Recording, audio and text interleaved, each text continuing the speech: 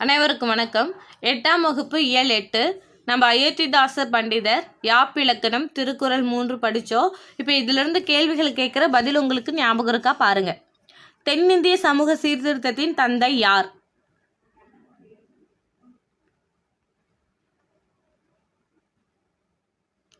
காத்தவராயன்.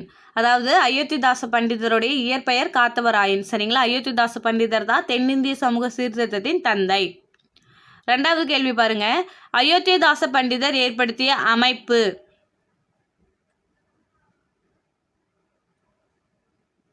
ஆயிரத்தி 892 திராவிட மகாஜன சங்கம் ஏற்படுத்தினார். இது எதற்காக? ஒடுக்கப்பட்டோர் உரிமையை பாதுகாப்பதற்காக. இதன் மூலியமாக அவங்க என்னென்ன செஞ்சுருக்காங்க? சாலை அமைத்தல், மருத்துவமனைகள் அமைத்தல், காவல் நிலையம் அமைத்தல், கால்வாய்கள் வெட்டுதல், இந்த மாதிரி பணிகள் எல்லாம் செஞ்சுருக்காங்க. மக்களின் ஒழுக்கத்துடன் தொடர்புடையது.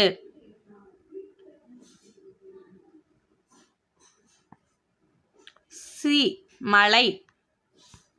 அயோத்திதாசர் நடத்திய இதழ்.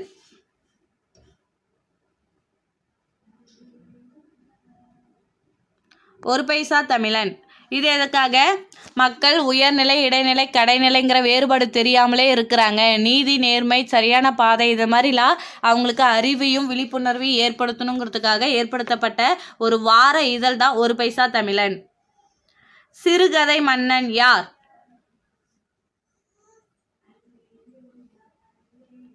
ஆப்ஷன் பி, புதுமை பித்தன். அவதான் சிறுகதை மன்னன்.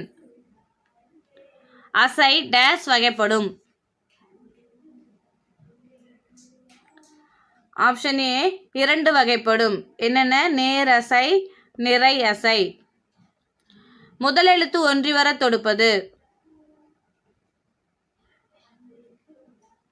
ஆப்ஷன் ஏ, மோனை. அதுவே எதுகைனா 2ஆம் எழுத்து, இயபுனா கடைசி எழுத்து, தொடைனா தொடுத்தல் அப்படின்னு வரும். அதில் அந்தாதி தொடை இருக்குது, அதெல்லாம் அப்புறம் பார்க்கலாம். ஆசிரியப்பா டேஸ் ஓசை உடையது. ஆசிரியப்பா அகவல் ஓசை உடையது. ஆ ஆ அப்படின்னு ஞாபகம் வச்சுக்கோங்கன்னு சொல்லியிருந்தேன். துள்ளல் ஓசை உடையது. கலித்தொகை. கழிப்ப அப்படின்னா மகிழ்ச்சி, அப்படி ஞாபகம் வச்சுக்கோங்க. வஞ்சிப்பானா தூங்கல் ஓசை, தூங்கிட்டே இருந்தால் நம்மளை வஞ்சித்துருவாங்க அப்படின்னு ஞாபகம் வச்சுக்கோங்கன்னு சொல்லியிருந்தேன். வெண்பா செப்பல் ஓசை உடையது. சரிங்களா? சேரிட்டி கலைச்சொல் தருக.